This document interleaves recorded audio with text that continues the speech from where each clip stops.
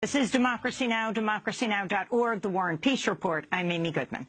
Vice President Mike Pence visited the largest mosque in Southeast Asia Thursday during a trip to Indonesia. A day earlier, he addressed reporters at a press conference with Indonesian President Joko Widodo in Jakarta. The oldest and most engaged defense partners. And under President Trump, we are firmly committed to continuing to collaborate on the security of both of our peoples. A stronger defense partnership will serve us well as we confront the various security threats and challenges that we now face. And of course, one of the greatest threats we face is the rise and spread of terrorism. Sadly, Indonesia is no stranger to this evil, nor is the United States of America, as the President and I discussed. The world watched with heartbreak in January of last year when ISIS-linked terrorists struck in central Jakarta in a barbaric suicide bombing. Our hearts broke for your people. This vile attack claimed the lives of 5 innocents, injured more than 24 others.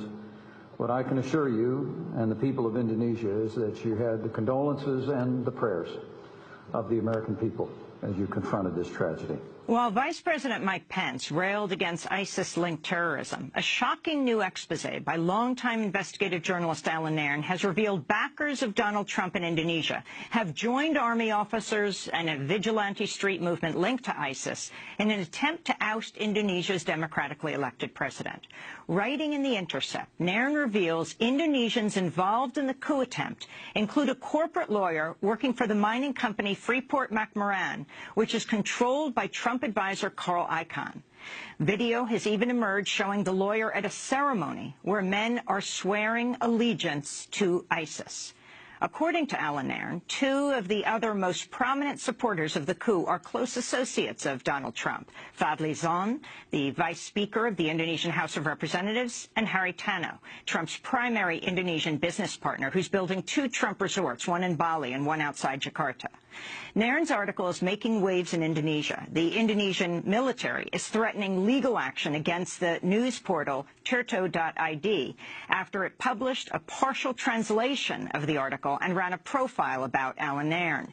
In response, Nairn tweeted a message to the Indonesian military saying, quote, "Dear TNI, if you want to threaten brave Indonesian reporters and publishers, please threaten me too," unquote. Well, I recently sat down with Alan Nairn in our Democracy Now! Studio and asked him to outline what he's uncovered. Indonesia is in the midst of a political crisis in that there is an attempt to stage what people on both sides of the conflict call the coup. And this is a de facto or even direct coup against the elected president, the elected government of Indonesia, which is headed by President Joko Widodo. Jokowi was the first person from outside the political elite, whoever was elected president. He's on certain issues, in certain respects, he's a bit of a reformist. He got elected in an important part because he speaks the language of the poor and people relate to him. He has been pushing social programs on health and education, but especially in recent months, his government has been fighting for survival. Those backing this coup project include the top generals in the country who are seeking to escape any whisper of accountability for their past mass murders that have been supported by the U.S., and for their ongoing atrocities in West Papua. Also, the friends and business partners and political associates of Donald Trump.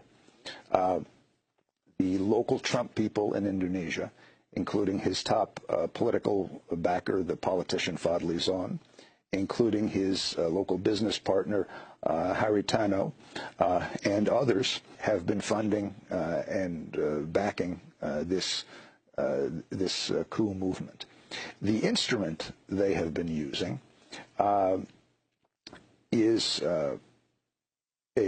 what purports to be a radical Islamist street movement, which has been staging massive demonstrations on the streets of Jakarta, demonstrations drawing out hundreds of thousands, perhaps millions of people, and their hook is what they claimed to be a religious issue, where they're attacking and demanding the death by hanging of the incumbent governor of Jakarta, who happens to be an ethnic Chinese Christian who is currently standing trial for insulting religion, for insulting Islam.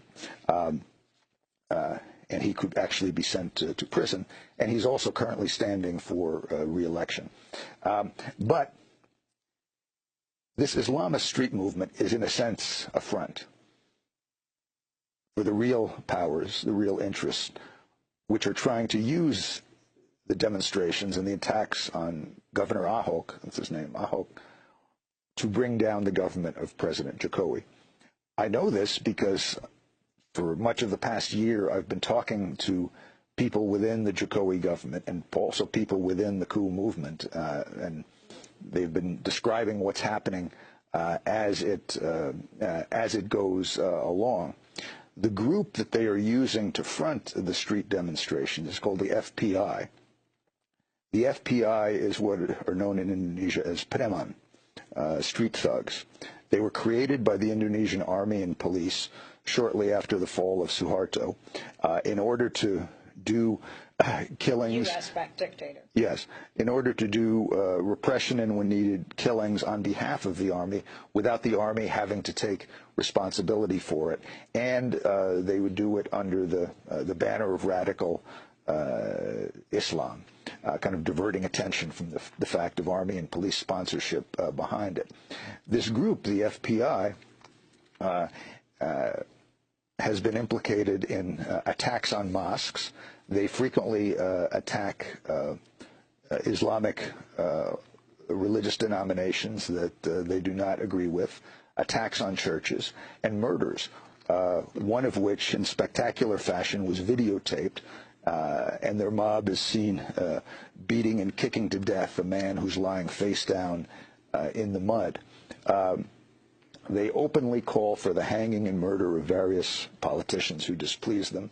They live day to day by, in addition to the funds they get from the army and the police, by extortion. They claim to be religiously compliant, but one of their key tactics over the years has been to go into strip clubs, go into bars.